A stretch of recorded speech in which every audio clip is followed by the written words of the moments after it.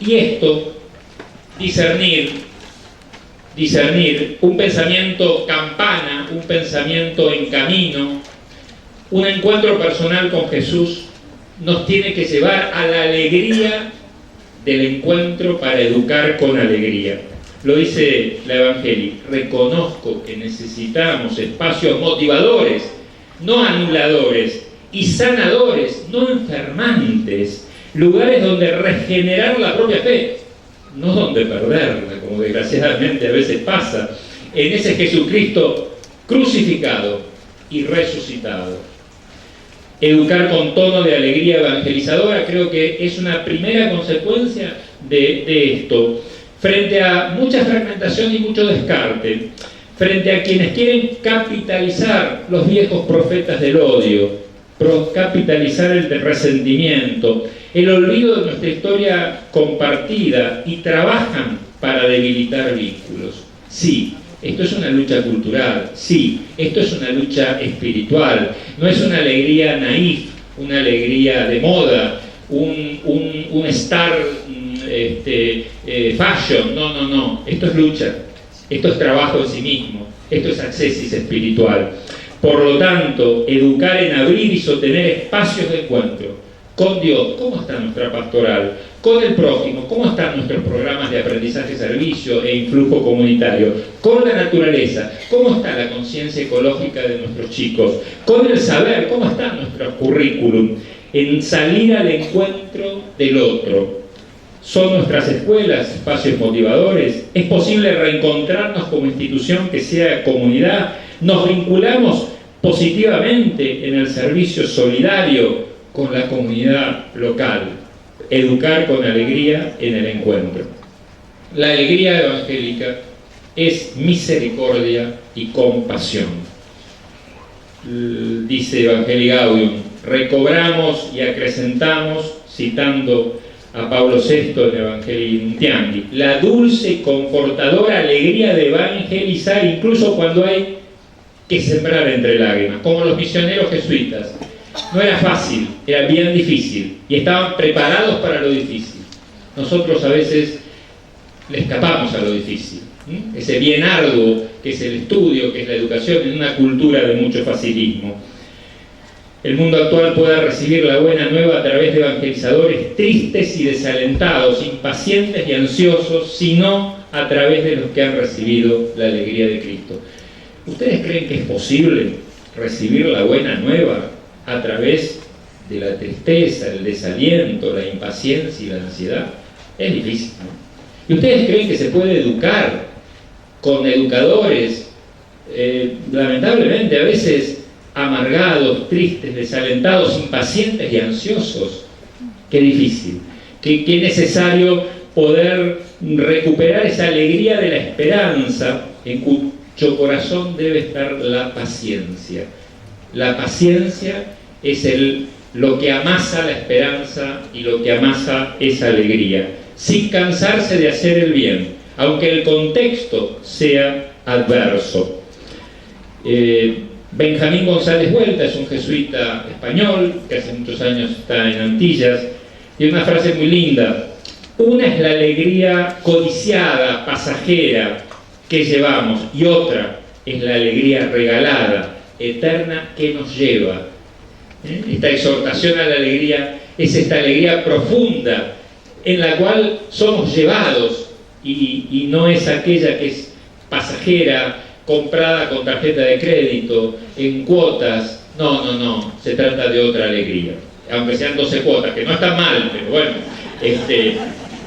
hay 24 también, ¿no? Después uno se entristece cuando va llegando. En fin, educamos con alegría.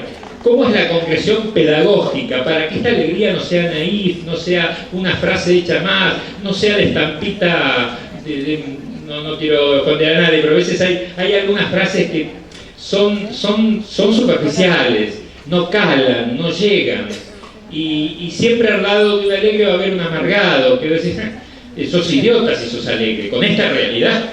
Entonces, si no incorporamos una concepción antropológica y no incorporamos nuevamente la vieja tradición cristiana muy presente en la espiritualidad jesuita, de la lucha espiritual, del discernimiento de espíritus, del acceso, de ese trabajo sobre uno mismo para sostener esa posibilidad de fe que pueda salir sin asco, sin miedo, sin demora.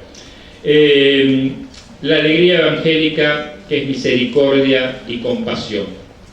Y esto es, y hay una parte que me parece modular en la Evangelii Gaudium para comprender un lenguaje que no es dogmático, retórico, sino que es más sapiencial, que tiene que ver más con la belleza, que tiene que ver más como con el drama, al decir de von Balthasar, digamos, no con la tragedia. El Papa en Brasil le decía a los chicos, y a los grandes y a los chicos, ¿no? Ayudemos a los jóvenes, necesitan ser escuchados. Para escuchar sus logros, sus dificultades, hay que estar escuchando quizás el mismo libreto, pero con música diferente, con identidades diferentes. Es necesaria la paciencia para escuchar. Hacernos cargos de los nuevos caminos es escuchar la música que conmueve y no solo la letra que explica y que quizás son palabras asentadas desde siempre. Pero la música cambia. Digamos, un mensaje remixado, ¿no? Que no tiene los mismos tonos de una época que ya no existe más, sino que hoy estamos convocados a una nueva música que nos pueda conectar, sobre todo con los chicos y las chicas de nuestro tiempo, que mueva a la acción, que llegue a los afectos, a los sentimientos. Dos condiciones necesarias: coraje y paciencia. Dos palabras que usa el Papa: parresía e hipomoné, ¿no? Así se dice, para poder ser parte del pueblo fiel. Cita Hebreos: nosotros no somos hombres de cobardía para la perdición, sino de fe para la salvación. ¿Cómo lo podemos repetir como educadores? Nosotros no somos hombres y mujeres cobardes para dejar a los chicos y a las chicas de nuestro país desamparados, sino somos hombres y mujeres de fe para la sanación, para la educación, para el acompañamiento, y eso no se hace sin coraje. Decía Jorge Luis Borges: el coraje siempre es mejor, refiriéndose a otras épocas. Se trata entonces de traducir creativamente esa invitación que nos hace el Papa: no se sientan aislados, siéntanse parte de un pueblo más grande que tu institución, que tu comunidad. Salí, animate a esa frontera, a esa periferia existencial, y examinarnos en ese caminar para que no nos afecte, para que no nos paralicemos en mucha tristeza individualista, y para que podamos confesar nuestra fe desde el compromiso cuando otros pasan de largo y renuncian a esa búsqueda de la verdad y al servicio de los más pobres y excluidos. Por eso me parece que nuestra vocación educadora hoy está en la encrucijada.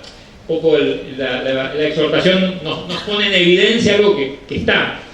Y la encrucijada del diccionario la define como situación difícil en que no se sabe qué conducta seguir, lugar de cruce de caminos, y ahora qué hacemos, peligro de emboscada y ocasión en que otros se aprovechan para hacernos daño. También la podemos pensar como alternativas expresadas, como tensiones creativas y no disyuntivas antagónicas y paralizantes. Esta es otra clave del pensamiento del Papa. Un pensamiento campana, simple pero complejo, y complejo en su polifonía, pero simple en su expresión. Un pensamiento de camino, no dogmático, sino que se hace camino al andar. Y un pensamiento de alternativas, pensando en estas tensiones creativas y no como disyuntivas antagónicas y que nos van a paralizar. Encrucijadas nuestras, entre cantidad y calidad, a veces nos obsesionados por la calidad y con esos a veces excluimos, y esa cantidad está la necesidad. Entre contención y exigencias, entre resultados y frutos. Los frutos son a largo plazo, los sistemas miden resultados a corto plazo. Atención a los más frágiles, a los más necesitados, y promoción de los más capaces. Cómo nos gusta a los colegios a veces tener islas de excelencias para excelentes, y cómo nos cuesta poder abrirnos y poder atender a esas periferias, a aquellos que van quedando en el camino. Entre informaciones, conocimientos, sabiduría, entre palabras y prácticas, entre rostros reales, perfiles ideales, entre profesión y vocación. Los docentes necesitamos profesionalizarnos, estudiar y capacitarnos, pero en algún punto necesitamos desprofesionalizarnos para ser cercanos, amigables, para tener ese vínculo empático que te permite comprender al otro para ejercitar tu profesión en forma auténtica. En fin, encrucijadas entre lenguajes abstractos conceptuales que clasifican y lenguajes educativos que convocan y transforman, entre universales abstractos y retóricas principistas, entre perspectiva encarnada, situada, de relaciones concretas, de perspectiva inclusiva. Acá el amigo miró el reloj. El reloj, te agradezco porque, ¿cómo van? Es un buen momento para decir, ¿vamos bien Lo que sí, los músculos de la mano van a estar a full, porque el abanico, es una clase de abanico, pero tenemos hasta la 1, ¿no es cierto? Hasta las 2:30, perfecto. Recién voy por la página 3.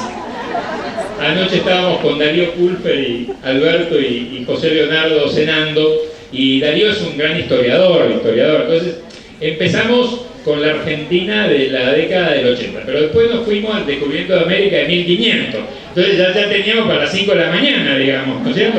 Para ir recorriendo. Pero bueno, vamos a ir avanzando. Disculpen por ahí si me alargo un poco, pero me parece interesante dar algunas claves de estas encrucijadas para que podamos abordar la lectura y el disfrute, el gusto del Evangelio. Encrucijada a veces entre estilos muy academicistas que solo ven resultados y estilos de formación integral que acompañan procesos, entre roles de autoridad pedagógica como poder, y en realidad roles de autoridad pedagógica como servicio. Vaya ahora. Educación, en definitiva, matriz de una escuela del encuentro y para el encuentro, inclusiva y solidaria. ¿De qué se trata? Se trata de asumir encrucijadas, de provocar discernimiento, de aceptar los retos que la Evangelii Gaudium nos propone. Se trata de redescubrir caminos para una educación que contribuya en serio a una cultura del encuentro con Dios y con los demás, recuperando algo que muchas veces perdemos: el entusiasmo para hacer el bien que tiende a comunicarse, porque toda auténtica experiencia de verdad y belleza busca por sí mismo su expansión, como nos dice la Evangelii Gaudium. Educar para el bien común, convertirnos en ciudadanos responsables de un pueblo. El Papa acá es muy claro: no hay conciencia individualista, no hay formación ciudadana séptica. Tenemos que formar a los chicos y a las chicas para el bien común de nuestra patria. Lo dice así: en cada nación los habitantes desarrollan la dimensión social de sus vidas configurándose como ciudadanos responsables en el seno de un pueblo misionero, el pueblo argentino, el pueblo latinoamericano, la ecumene mundial, y no como masa arrastrada por las fuerzas dominantes. Qué desafío formar ciudadanos y no tristes integrantes de masas arrastradas. Esto está claro, esto es necesario, esto hace a la cultura cívica, a la cultura política de un país. Ser ciudadano fiel es una virtud. La participación en la vida política es una obligación moral, pero convertirnos en pueblo es todavía más, y requiere un proceso constante en el cual cada generación se ve involucrada. ¿Cómo convertirnos en pueblo digno, solidario, inclusivo? Nos da una clave el Papa. Es un trabajo lento y arduo que exige querer integrarse y aprender a hacerlo hasta desarrollar una cultura del encuentro en una pluriforme armonía. No buscamos pueblos clones, manipulados, manipulables. Buscamos pueblos integrados por ciudadanos libres y responsables. Educar entonces para el bien común. Y esto es en un tiempo de gracia.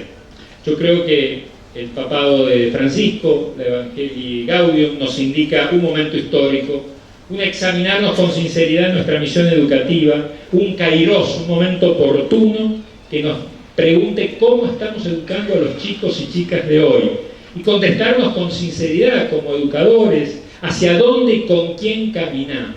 ¿Y vos? ¿Con quién caminás? Como los discípulos de Maús, ¿qué comentás en el camino? ¿Qué y cómo construimos? ¿Qué construís? ¿Construís aulas, gimnasios, comprás LED, comprás bienes? ¿Cómo construís el alma del pueblo? ¿Cómo construís el alma y la conciencia de los chicos y de las chicas? ¿Cómo haces que no sea masa, sino ciudadano? ¿Cómo haces que sea conciencia y no inconsciencia? Que trabaje en la competencia de saberes para no estafar a la gente, no estudiando nunca y siendo incompetentes cuando tienen que resolver las cosas.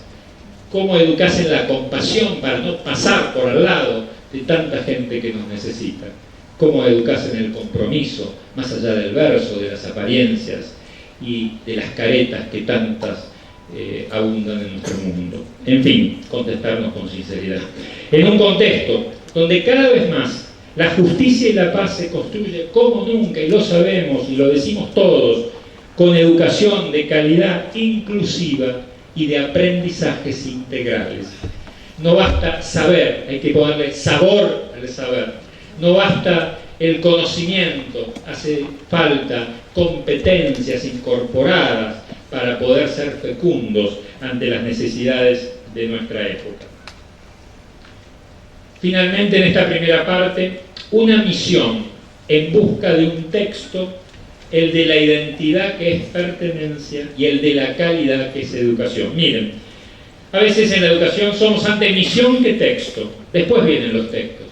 En nuestro caso, como educadores católicos, estamos sostenidos por la palabra con mayúscula y solo tendremos texto cuando ese texto logra escribir nuestra cotidianeidad, produciendo lazo, encuentro, sentido.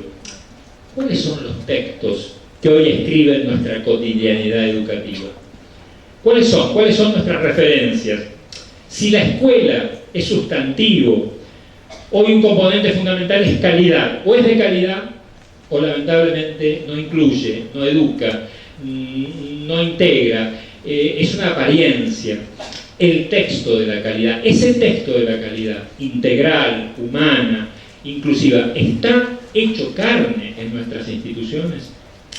Si católico, cristiano es el adjetivo hoy expresado en, ojo, alegría de evangelizar, el texto de la identidad y de la pertenencia a nuestra congregación, a nuestra diócesis, a nuestra iglesia local, nacional, universal, es el texto del Evangelii Gaudium.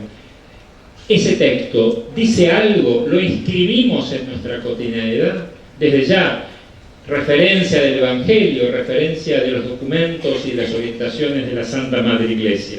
Y atender fuertemente esos signos de los tiempos que muchas veces nos sacan de texto, nos ponen fuera de texto, nos sorprenden.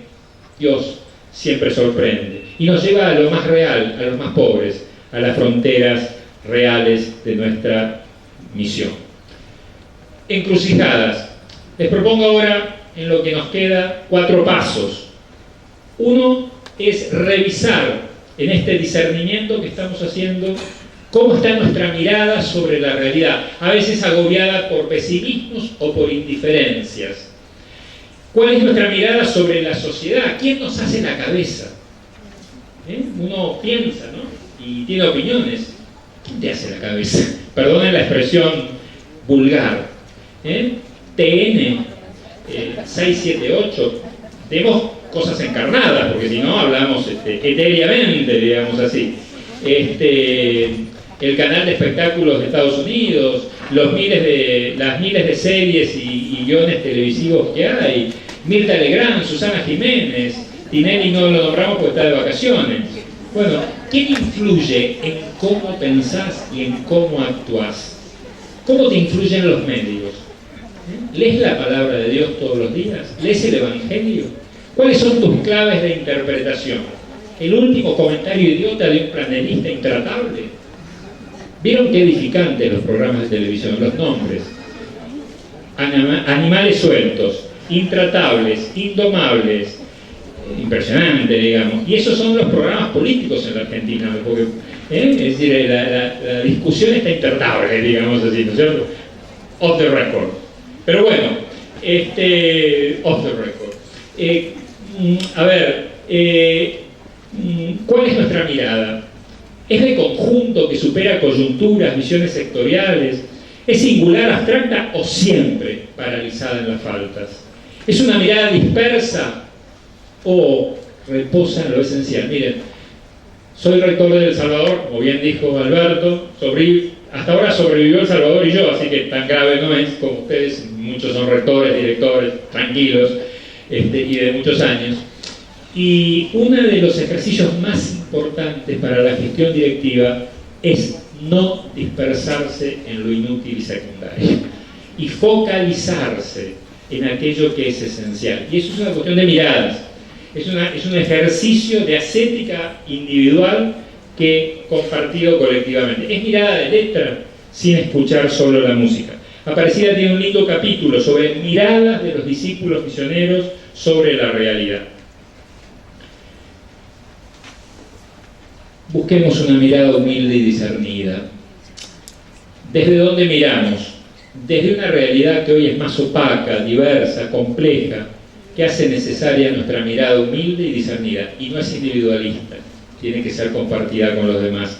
De una mirada de camino y no estancada, de peregrino, no de turista, no de vagabundo, no de fugitivo. Hoy alguien hablaba de eso, ¿no? Somos peregrinos, no fugitivos, no turistas de la vida, no vagabundos de la vida.